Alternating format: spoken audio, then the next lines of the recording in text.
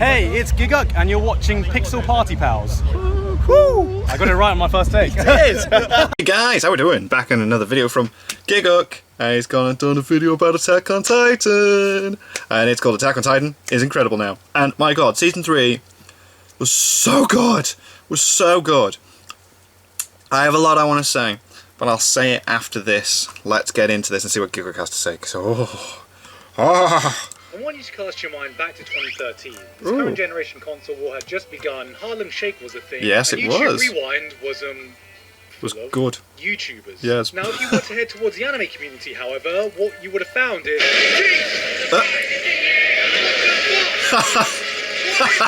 This was the year Attack on Titan took Yes, over, and I it don't was just mean amazing. for the anime fandom. It blasted the shackles of the community to find a wider, vast mainstream appeal, which had never been done before for a single season. Excuse me for a second.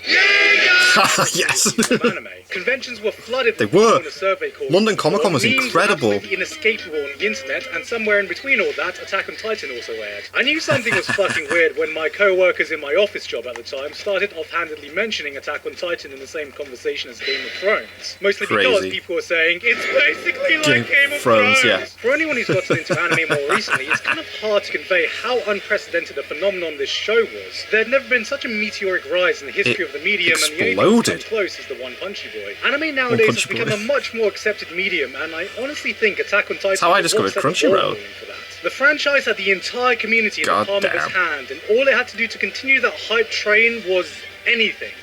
And it didn't. Then it didn't. Yeah.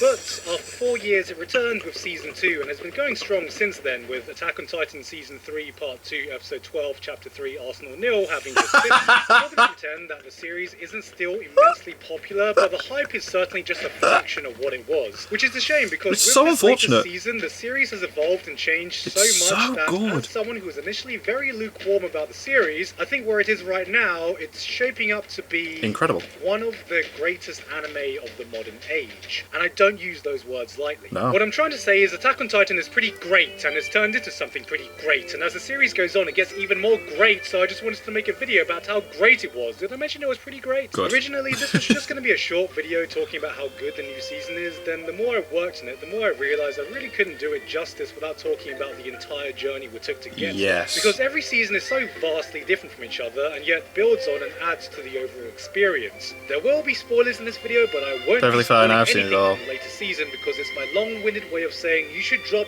everything because this latest season is So good. absolutely worth it. So, So buckle up your seatbelt, good. put your phone on silent, take a break from your JoJo memes because it's gonna be a long one. Because as one of the few people who waited all these years without buckling in to read the manga, experiencing all this for the Yeah, first I didn't read the time manga. now, all I can say is I was right all along, you fuckers! It was worth it! Yes. Yes. I'm totally on board with you on that one. I'm so glad I didn't read the manga either because If I it's can so give good. someone credit for anything, it's that it immediately grabbed your attention, then fucking bear hugged it until you couldn't look in any other direction. I think many people can agree that the first few episodes is one of the best hooks you can find Oh in my anime, God, yeah. in contrast to the rest of the season where you'll find a whole mixed bag of opinions, ranging from this is the greatest series ever, to this is an overrated piece of crap, to Damn. I want Levi to step on me. Says Eren Yeager. I Nice. personally thought it was okay, but lacking in a few places, and I know everyone's given their 2 cents on this by now, so I'll try to avoid repeating any common things. Yes, everyone got bored of seeing it everywhere. We all know you're not a real critic unless you complain about the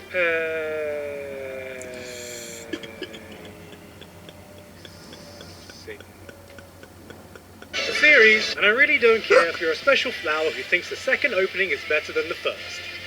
Because it's not. So It's before I not. get to It's really what not. the series is lacking compared to what we have now, I wanted to shine a spotlight on what I thought it was doing right the entire time, and what it continues to do to this day. Aside from the obvious spectacle of the amazing Oh, action, God, it looks Isayama so was good. able to craft this really believable world with what felt like a unique premise. I've always loved the world building in Attack on Titan Yeah, because it's it incredible. never needed huge exposition dumps of dialogue like, and what's lore going on? to You're lend constantly asking credibility yourself, that it existed what's because going on? it just felt like it did. It's the attention to detail that gave the world so much life and made it so interesting, and I know I'm speaking very broadly here, so let me give you a counterexample. Okay. Let's throw all this out the window for a second and Boom. talk about Naruto. Naruto has a world Okay. with a rich lore that intertwines all the different clans and bloodlines, creating a believable history that you can totally immerse yourself into. Yes. But there's one thing that's always bothered me about it.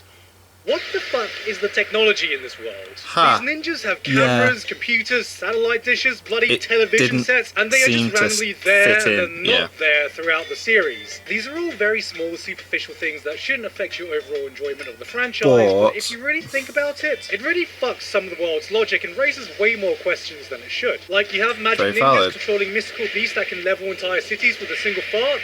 Cool. I can believe that, Yep. no problem. But having a whole room of meditating ninjas singing Kumbaya for chakra communication when wireless transmitters have clearly been used before? What? Radio waves and satellite dishes obviously exist, so why is important inventions like radar not a thing on the battlefield? Or why is technology not more widely used in warfare in general? And here you got Akatsuki using some high-level communication jutsu for what is basically a Google Hangout. Christ, guys, stop being so try-hard and just start a fucking Discord server. I'm not saying I want to see ninjas running around with fucking AirPods, but if you're gonna add some of these elements in your fictional world for some kind of aesthetic reason, while it doesn't matter in the grand scheme of things, and I'm sure some Amazing. theory can explain it, it just doesn't feel organic. Yeah. Now, this all may sound like nitpicking to you, because it totally is. It is, but the but- point I'm trying to get yeah. at is that in the world of Attack on Titan, Everything seems to fit. everything just makes sense. Yeah. From the social political structure, to the protocols for certain situations, to the wall having a religion, to the sophisticated mechanics of how the ODM gear works, every aspect of this world seems to have been intricately crafted from the ground It up. does. The way it functions and develops seems like a logical product of the initial rules that it set. And as the series goes on and more aspects get explored, you're like, oh shit, yeah, of course that's how things work. I didn't think about that Yes. until now.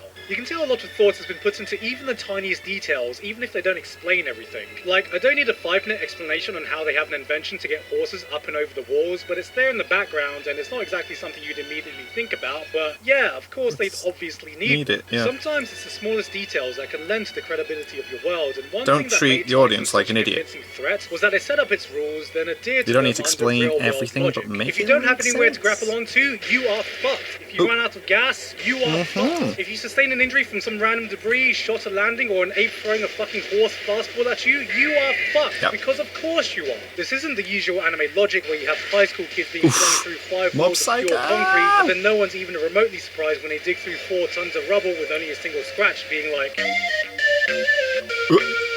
Okay. Thought it was over. which is something I really like and has stayed consistent throughout the series. But, to get back to why I never held the series in the highest regard, the biggest problem about it was that after everything was said and done, it all felt very superficial. What I mean by that is a lot of the appeal came from shallower elements that were there to maximize impact but not really leave a lasting impression. From the bombastic action, to the dramatic shouting, to Sawano's tracks blaring in your face. The music's so good. There was always some kind of twist and turn Incredible. to keep you watching, even if it relied on cheap shock factor. But it kept force feeding you something every episode, so you never get a chance to rest and Oh my reflect. god. Cheap when I'm thrills took crazy. priority over actually taking time to develop these characters, with the possible exception of Jean, Jean, whatever. Meaning most of them were just recognizable for a single quirk, or were one-note characters introduced for the purpose of being killed off. The developments contributed to constant shocking and hype moments, but once the initial adrenaline wears off, you'd realise there was not much else there. Like, oh my god, they killed the main character! Yeah, that was like, what the Just kidding, he's actually a Titan, it was a prank. Amazing. It's just a prank, bro.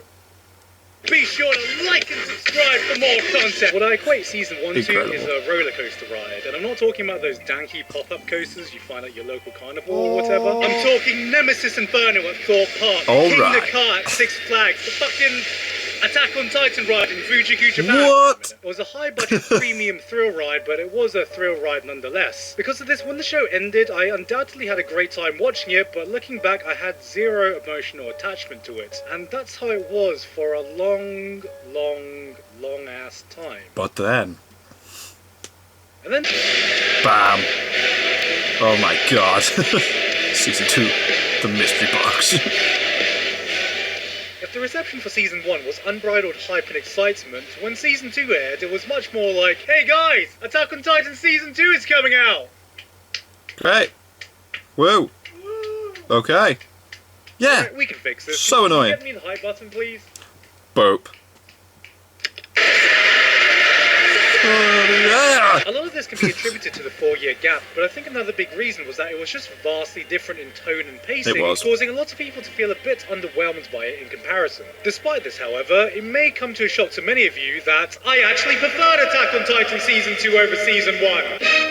Well, you know, it would be shocking if I didn't already make a video literally called Why I Actually Preferred Attack on Titan Season 2 over Season 1. Oh, Season 2 I made haven't me watched that. infinitely more invested in the franchise than I had ever been before, and the way it was able to make me do this was by stopping the roller coaster, letting you get off the ride, and just explore the theme park Yes, at a have a slower look at pace. I what's swear going this is where on. the theme park analogy ends. I just really want to go to Thor Park. Oh. It added a lot of these mystery elements, which really enriched my interest in the world and added a layer of tension to it. J.J. Abrams has this great little TED talk where he explains his theory behind the mystery box, Mystery where when box. watching a show or movie, you can always find these mystery boxes where information is fed to you, but just enough is withheld to create a mystery. Mystery, And it's right, the like, withholding you of the question information it. that is far more engaging for the viewer, because we invest ourselves to find out what's in the box! And that's exactly what happened here. It constantly gave you these little tidbits and flashback of conversations that implied that there was something much larger going on in the grand scheme of things, but not giving you enough information for any of it to make sense. And it Yeah. got you curious and invested to see what was in this mystery box, which in this series was literally what's in the basement. There was real tension Oh, in the end, yeah, because the you didn't know what basement. was going on. Who was a Titan? Who was in on it? Who wasn't? What did this flashback mean? Why is there a talking gorilla? There can't be a talking gorilla, because I'm already Winston. And the more you found out, the more questions that were raised. There was a lot more emotions evoked than just shock and awe, and it proved to me that the series could do more than one thing.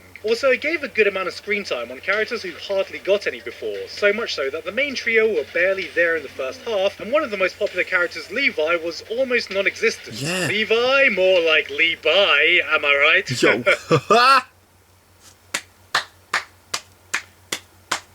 Yes. Season 2 managed to make you invest and care about these characters who you didn't even remember existed in Season 1. Like, I remember back when the first season was in the prime of its hype, I actually got spoiled about the reveal of who the Colossal and Armored Really? Titan was. And my actual response back then was, oh, for fuck's sake, I can't believe the internet's done this again! This has ruined the entire fucking thing for Damn me! it. God damn it, I'm so fucking pissed!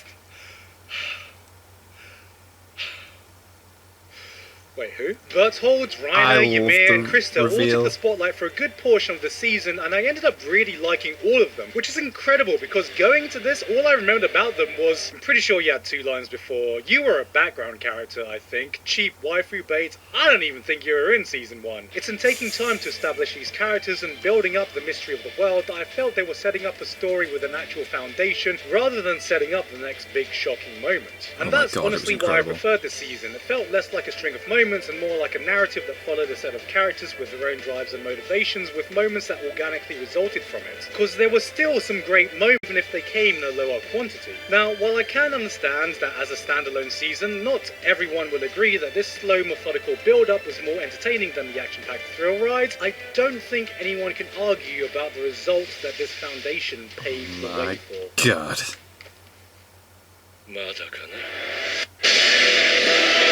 Oh my God, Season 3. Ugh. With Kenny and all that, it's just like, yo.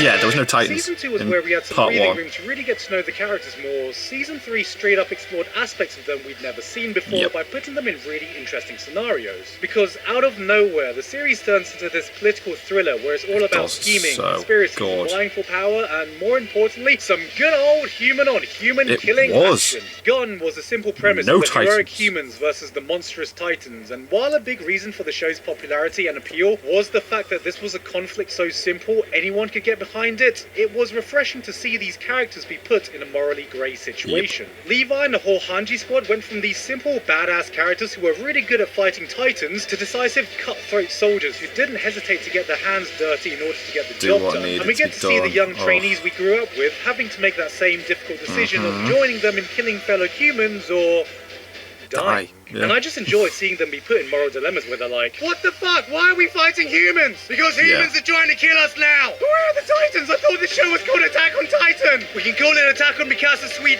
ass with sugar on top if it'll get you to shut the fuck up and kill that bloke over there. I'm Nice. paraphrasing here. There wasn't any new revolutionary writing technique on display here. All Isayama did was put his characters in interesting scenarios to see how they would react. And it worked. It really added a layer of complexity when the enemy wasn't just some mindless mindless giant zombie, but a human being acting with their own reasons, meaning the resulting consequences of everyone's actions had far more weight than it ever used to. Once again, we get a swap on the character getting the majority of the focus, as Levi went from having a minute of screen time to being in every episode. Levi, more like Lee-Hi. That's the last time I swear. So And this really cemented the strength showcased last season that the series really isn't dependent on any one character to carry this show, because they all can.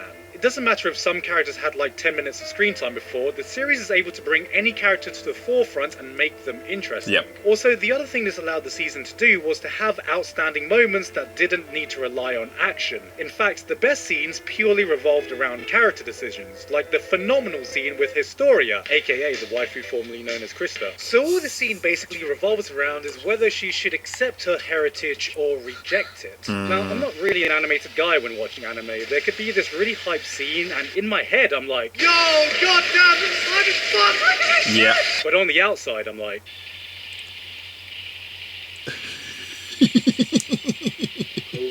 so I surprised even myself when the waifu formerly known as Krista smacks the vial out of the hand. I visibly leapt out of my seat and shouted, yes! You fucking go, girl! Yeah. I fucking love this moment so much. And what I loved about it was that, like the rest of the season, Isayama presented a difficult character choice, and you genuinely did not know what they would choose, especially because what she chose to do was the harder choice. By doing this, not only does she have to reject her father and a more cushy life, but also her right to attain the power of essentially a Titan god, meaning humanity will now have to go down an unknown but far more challenging path. So it gives it so much more weight when she chooses not only to reject all that, but fucking do it by judo flipping her dick father, breaking his back, smacking Eren in the head and telling him to stop being such a bloody crybaby, landing the killing blow so the public will have faith in her. Oh my god, that was sick as well, yeah. And then just for good measure, having the balls to punch Levi all in a good day's work. And people say there's a legitimate argument on who is best girl in this show. You are my queen. Pure and simple, this is just great writing, and that was the point when I realised, holy crap, this series might actually be something really special. Hopefully you're getting the idea by now that every arc so far was previously established and added something new and built upon that foundation, but that doesn't really happen in the next arc, because it kind of just does everything at once. The payoff. So remember when Attack on Titan was about Titans? Remember when it was about humanity Bring taking them back. the walls? Remember when it was about getting to Eren's basement? Well, let's do all that. Are you happy now? Are you happy? Are you finally gonna shut the fuck up? Attack on Titan Season 3 Part 2, god that name never rolls off the tongue no matter how many times I say it, is a combination of everything the series has built up. It's the action-packed rollercoaster of the first season with the weight of the second, the emotional complexity of the third, and holy fuck, is it an amazing sight to behold. God, so you may not like it, So but good. this is what peak Attack on Titan looks like. It's like Yeah, the series man. is going through a greatest hits compilation of everything it was able to achieve, where the final product is even better than all the individual elements it added. You've still got the amazingly directed action sequences, the epic reveal of the world and the mystery it's built up, really difficult character decisions, consequence to every action, and all this equates to an experience you can rarely find in anime. oh my I god. really hate how cliched the term edge of your seat has become, because this is truly edge of your seat stuff. But I don't feel that term does justice to convey just how well it's built up its characters and stakes that you go into every episode with a mix of fear, excitement and anticipation, because you genuinely do not know what is going to happen. No. You watch with bated breath, knowing not everyone is going to make it out of this. It's not a matter of if, it's a matter of who, when and how many. Yeah. And now that we've reached a point where you actually care about these characters and it's not fucking two-line Lenny riding to his death, every event, whether that be a small victory in battle or someone's unfortunate demise, has tremendous weight behind yes, it does. Side characters no longer feel like side characters. Most of them now you've gotten to know for a decent amount of time with meaningful development, and I'm not talking about something like Arc 1, Eren gets kidnapped, Arc 2, Eren gets kidnapped, Arc 3, Eren gets kidnapped, Arc 4, Eren doesn't get kidnapped. Now that's some premium character development right there. You're invested, you're hopeful, you've gone through this long, arduous journey with them, and seeing everyone playing this giant game of Russian roulette every episode brings the same kind of squeaky bum, gut-wrenching tension as when it's the 90th minute in the World Cup final, it's stoppage time, and your team is one goal away from winning or losing the entire tournament. Except this isn't some live sporting event, it's a pre-made animation. It brings an emotional weight that has never been reached before by this show and is rarely reached by any show. And none of this would have been possible without the way it's constantly evolved and built up upon itself. So Essentially, the series itself went on this 26-episode hyperbolic time chamber training arc, put the plot on hold, leveled up every aspect to continue its journey stronger than ever. So now I hope you understand why I've needed to spend 19 minutes of your time going through every season explaining what all the individual seasons have done, and that's because where we are at right now would not be possible without the combined effort of every season. And now that we're at this point, looking back at season 1, there were a lot of elements I wasn't too fond of back then, but now I'm glad they did. I'm glad people can change into Titans. I'm glad they didn't just take the wall back straight away. I'm glad they took the time to introduce a female Titan and this mysterious external entity who wants to destroy humanity. Yeah. I'm glad it didn't just stay on that simple roller coaster and stick to humans versus mindless Titans, because now the story is far more intricate and diverse than anything I had predicted when I first started watching it. After this latest reveal of what's in the basement and the secrets of the world have been unpacked, once again the show has evolved into something entirely new. It doesn't even feel like the same show anymore, it doesn't. and I mean that in a really good way. evolved. It's resulted in a far more interesting world with a richer history than I ever thought it was going to be, while still sticking to the same themes presented in episode 1. And through me realizing this, I've just come to appreciate how rare an enigma this show has become, because it's one that has been fully able to realize its potential till the very end. How many of you have had an anime you like, so you go off to read the source material, only to find that the anime barely scratched the surface, and the source material reaches heights you can only dream of seeing in the anime?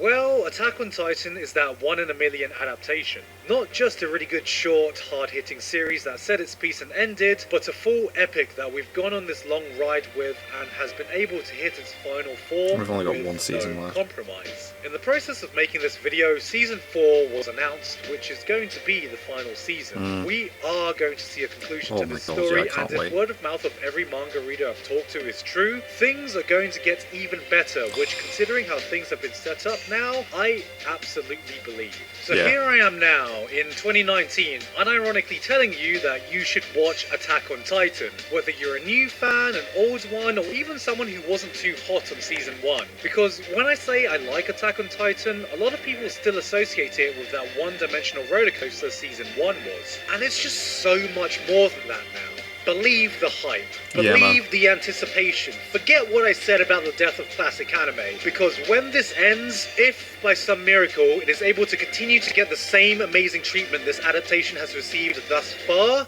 this could very much be the anime that defines this generation.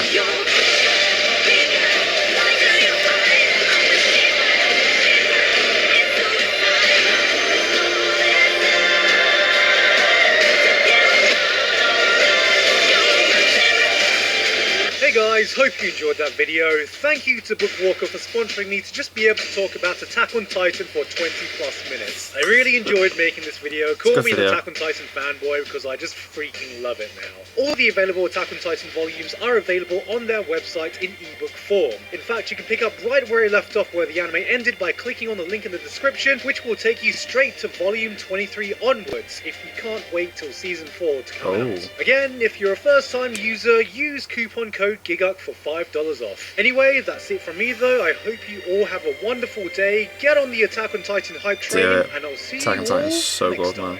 So good. But I also owe the anime a lot, because I have fond memories of season 1, because it was the first time I went to London Comic Con, and that was 2013 when season 1 was out. It was so hyped. Everyone was dressed up as Attack on Titan characters, and the actual Japanese creators were at London Comic Con. I actually got all their autographs in the volume 1 manga, and they had a panel and everything. It was incredible. And then when season 3 part 1 came out, that's what gave me like a talking point to my girlfriend now. Like, I remember walking past, well no, just sitting out, I think we were sitting outside having a drink after work, and mentioned Attack on Titan. She was like, what, you watched that? And then every week it would be like talking about the new episode of Attack on Titan, which then led into us being a thing, and we watched season 3 part 2 together every week, and it was incredible. So Attack on Titan isn't just an amazing anime, it's given me amazing moments outside of the show as well, so I do owe this anime a lot. But it is incredible. You should really, really check it out, and I cannot wait to sit down every week with my girlfriend and watch season 4 when it comes out next year. It's going to be so fun. Thank you guys very much for watching. What do you guys think of that? What do you guys think of this? Click like, subscribe if you haven't already. Leave comments down below. Let me know what I should watch and discuss it in future videos, and I'll see you guys. Okay, so you guys next time. Bye.